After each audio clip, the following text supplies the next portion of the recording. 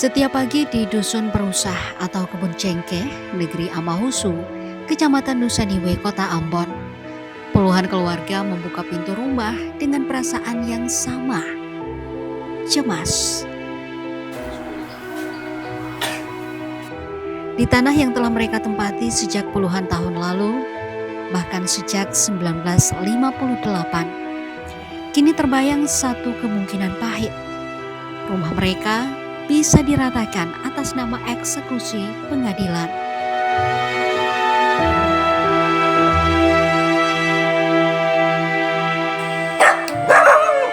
Sebanyak 21 rumah warga berada di ujung tanduk. Surat unmening dari Pengadilan Negeri Ambon datang tanpa pernah mereka duga. Sebagian warga bahkan baru membangun dan menempati rumahnya pada 2023 setelah membeli secara sah dengan sertifikat tanah yang diterbitkan negara.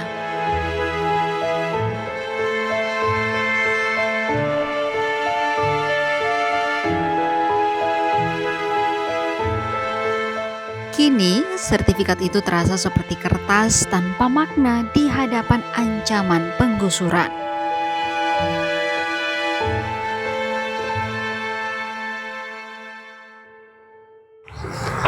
November 2025, tepat di depan kantor Pengadilan Negeri Ambon, puluhan massa aksi teriakan kata lawan, tolak eksekusi, audit internal hingga transparansi publik digaungkan dalam setiap orasi.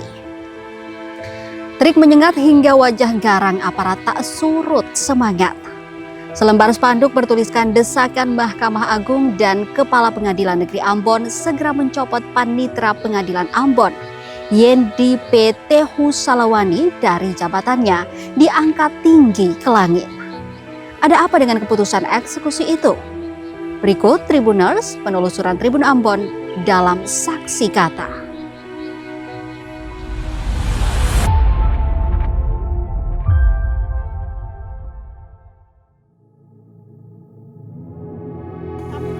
Pimpinan Pengadilan Negeri Kota Ambon, dengan kami hormati Bapak Ibu Kepolisian atau Bapak Ibu Intel yang kemudian berkenan hadir mengawal aksi kami yang sedang berjalan hari ini. Dan kami hormati Bapak Ibu Security yang senantiasa beraktivitas pada kesempatan hari ini dengan saya menggunakan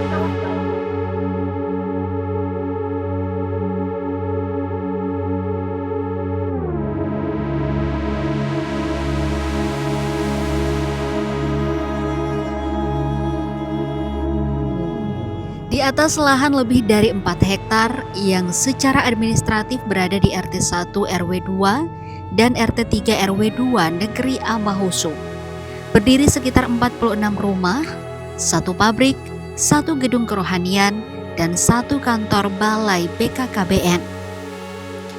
Permukiman ini dihuni lebih dari 50 kepala keluarga, namun ada 21 rumah yang masuk dalam daftar rencana eksekusi. Meski sebagian pemilik menyatakan rumah mereka tidak termasuk objek putusan dan bahkan berada di dusun lain, yakni Dusun Pusaka West Topong.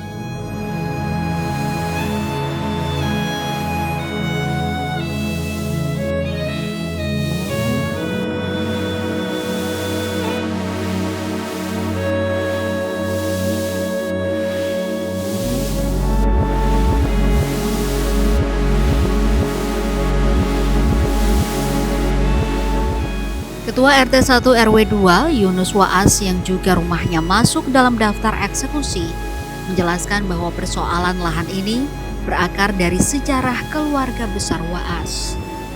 Yunus merupakan anak dari Salmon Waas dan cucu dari almarhum Yunus Waas, kakak dari almarhum Lambert Waas. Menurut Yunus, moyangnya Philip Waas membagi lahan kepada 2 anaknya, yakni Yunus Waas almarhum dan Lambert Waas almarhum. Pembagian itu dilakukan pada tahun 1966 dan masing-masing pihak menempati bagian yang telah disepakati. Awal tanah Kebun Cengkeh ini milik dari almarhum moyang Philip Waas. Sepeninggal moyang Philip Waas, itu punya anak-anak almarhum Yunus Was dan juga almarhum Lambert Was. Karena tanah ini terjadi permasalahan antara adik kakak, itu ada keputusan tahun 66. Tahun 66 itu keputusannya di pemerintah negeri Amusu untuk bagi bersama. Lalu kemudian ada keberatan dari pihak Lambert Was untuk tahun 81 almarhum Yunus Was membuat surat hibah untuk anaknya Salmon Was. Lalu kemudian dari pihak Lambert Was juga keberatan untuk tanah yang sekarang kita tinggal. Padahal itu sudah dibagi, mereka punya ada, tapi mereka sudah jual habis. Lalu kemudian mereka mengingini yang sekarang ada di pihak kita. Itu.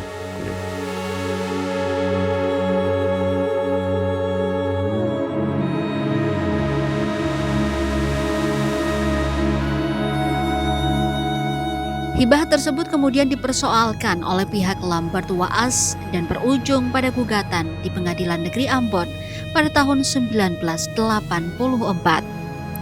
Dalam putusan tahun 1985, kata Yunus, hakim memutuskan agar kepemilikan dikembalikan sesuai pembagian tahun 1966 setelah meninjau langsung objek perkara. Putusan itu kemudian dikuatkan hingga tingkat kasasi pada 1990. Puluhan tahun berlalu tanpa konflik berarti. Namun awal 2025, warga dikejutkan dengan surat unbanning atau peringatan eksekusi dari Pengadilan Negeri Ambon.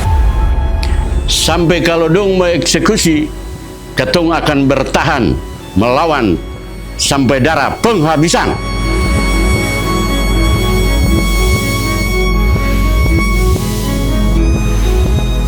Warga yang tak tahu menau soal konflik internal keluarga pun terdampak. Raymond Nahumuri, seorang karyawan swasta yang membeli rumah dan lahan di kawasan tersebut senilai 550 juta pada Oktober 2022.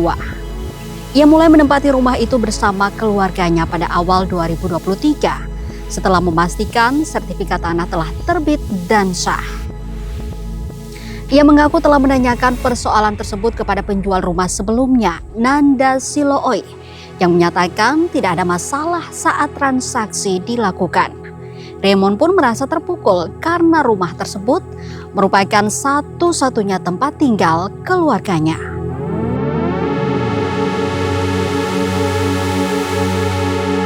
Dan rumah tangga memang dampaknya besar sekali. Ini sekarang nih ketemu tinggal di mana? Kalau sekarang eksekusi, gitu. Seperti itu memang dampaknya besar. Baru kita punya mama aja sudah tua ketemu tinggal di mana? Hanya rumah satu-satunya saja ini sudah ada rumah lalu mau tinggal di mana? Iyo, harapan beta ya mungkin dari pemerintah khususnya pengadilan toh ya bisa pertimbangkan lah untuk masalah ini. Seperti itu tolonglah diperhatikan masalah kasus ini toh, karena katoni kan pihak korban semua ini yang tidak tahu apa-apa. Seperti itu sih harapan beta buat pemerintah.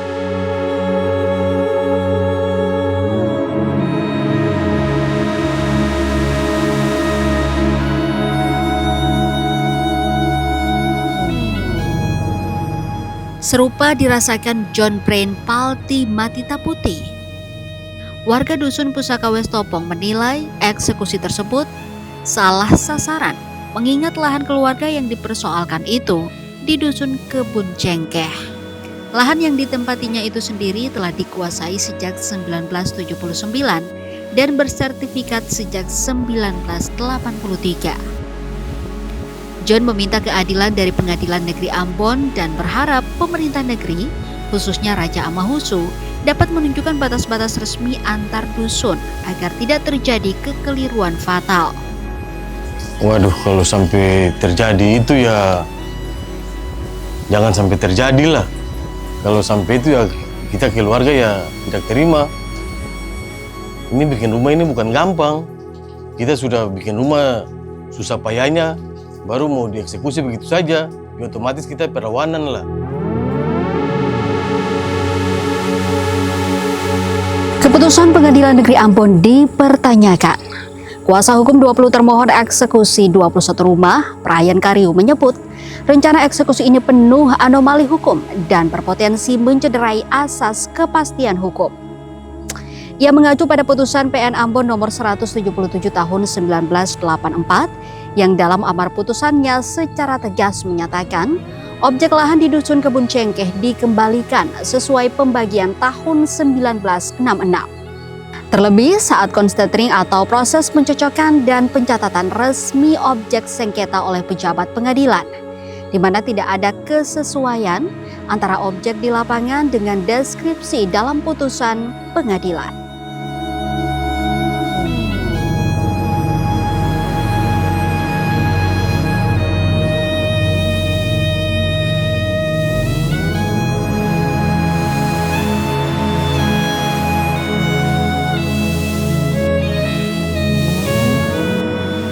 Kalau mau berbicara terkait dengan cacat prosedur, tadi sudah saya singgung sedikit berkaitan dengan kalau unmanding ya sudah jalan.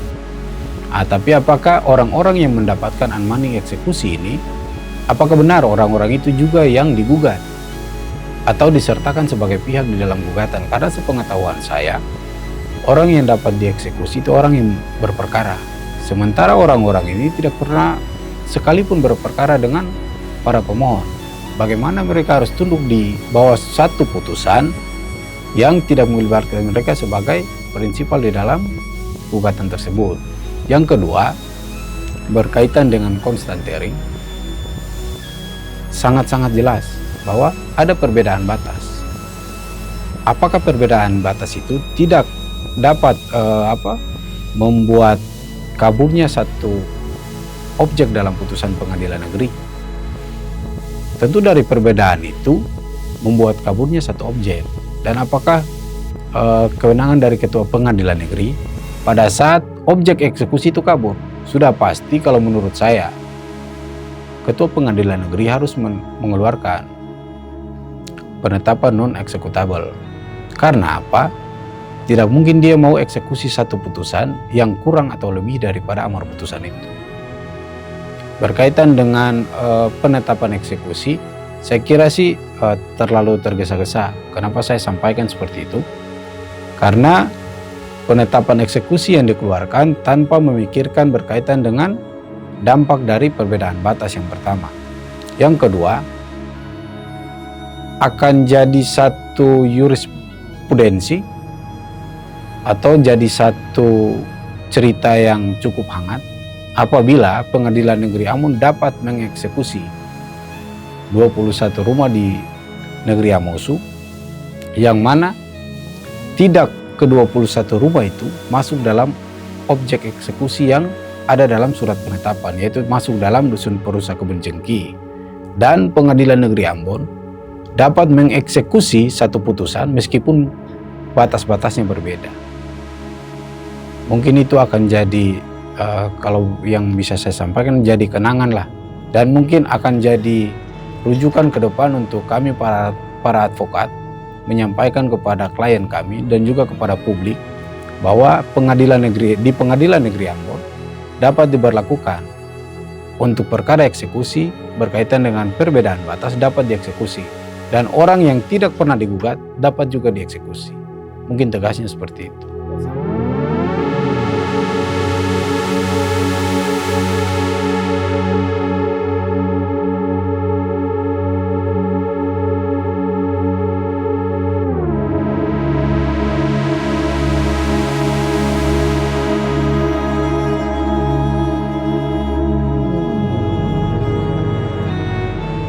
Juru bicara Pengadilan Negeri Ambon, Yefri Bimusu, saat ditemui tribunambon.com di ruang tamu PN Ambon, Senin 22 Desember 2025 menegaskan bahwa hingga kini eksekusi belum dilaksanakan dan masih berada dalam tahapan proses hukum. Ia membenarkan adanya penolakan dari pihak yang mengatasnamakan termohon serta aksi tandingan dari pihak pemohon yang mendesak eksekusi tetap dilakukan. Namun Yefri menegaskan bahwa secara hukum, keberatan pihak ketiga tidak otomatis menghentikan eksekusi. Ia juga menepis dugaan adanya permainan terkait pelaksana tugas panitra. Jadi bahasa hukumnya adalah pelaksanaan eksekusi itu ada tahapan. Tahapan pertama permohonan masuk, tahapan berikutnya dipanggil pemohon dan termohonnya. Diperingati termohonnya, ada namanya unmanning. Kemudian dia konkonstatering, diturun ke sana mengecek. Siapa yang mengecek? Panitra. Nah, disitulah dan timnya. Kemudian karena itu adalah penetapan nanti ketua PN, dengan demikian silahkan diikuti tahapannya, sejauh mana sampai tahapan itu. Nah, teman-teman bertanya tahapannya sampai di mana? Ini masih proses. Nah, proses itu bisa saja dihentikan di kemudian hari jika ada keberatan atau ada gugatan. Nah, bisa saja lanjut karena keberatan pihak ketiga tidak menghalangi eksekusi. Itu kewenangan ketua pengadilan. Kami sebagai jubir dan humas belum mendapat penjelasan lebih lanjut untuk apakah ini berhenti atau lanjut. Nah, silakan nanti diikuti. Teman-teman nanti mengikuti tahapan eksekusi ini sampai sejauh mana. Satu lagi, tadi teman-teman bertanya terkait dengan apakah ada dugaan PLH Panitra melakukan melakukan tindakan apa, penyelewengan. Kalau dari kami jubir, itu namanya bagian dari tahapan.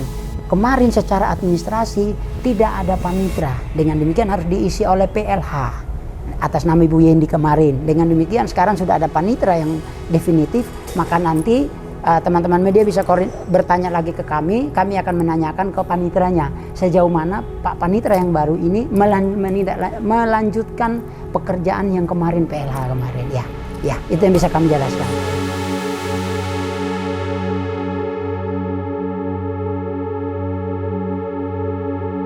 Proses hukum masih berlanjut. Dan tentu persoalan ini bukan sepele. Pemerintah negeri pun mawas dan berharap tidak terjadi hal yang tidak diinginkan bersama. Karena ini adalah masalah internal antara keluarga dan itu diproses lewat persidangan di pengadilan. Nah, itu yang perlu dicatat. Kemudian untuk warga, sebenarnya warga ini kan bukan warga dari luar, malah ini orang mau sendiri, dan mereka itu sudah menetap itu dari moyang-moyang turun temurun sampai pada ini. Malah diantara yang ada mau tereksekusi ini juga ada yang berkeluarga, jadi bermasalah juga sebenarnya. Itu yang perlu dijelaskan. Kemudian terkait dengan Kamtipmas, nah ini masalah Kamtipmas. Kalau 21 rumah itu kan sangat besar, dan itu Kamtipmas, untuk masalah Kamtipmas itu perlu menjadi perhatian serius dari pihak pemerintah negeri maupun pihak kepolisian, karena itu 21 rumah. Nah, ini yang menjadi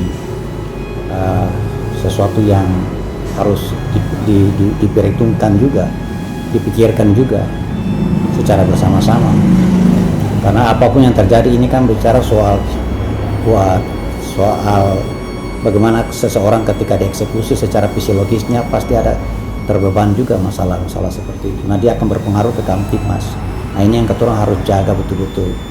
Tetapi kita berpikir bahwa syukurlah kalau memang itu sampai tidak terjadi. Tetapi bukan berarti bahwa kita mengesampingkan keputusan pengadilan negeri. Pengadilan negeri tetap ingkrah.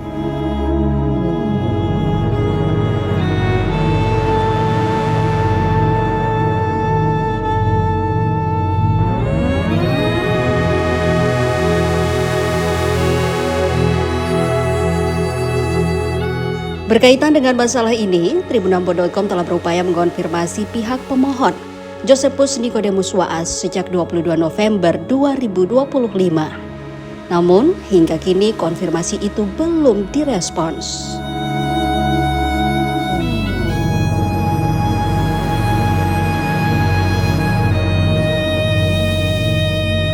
Kami akan memperjuangkan kepastian hukum bagi 21 rumah demi keadilan di negeri ini.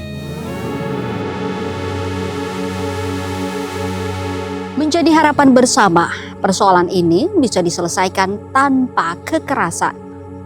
Dan tentu hukum berdiri tegak, sehingga memberikan keadilan yang seadil-adilnya. Saya Putri Utami, tetap di Saksi Kata.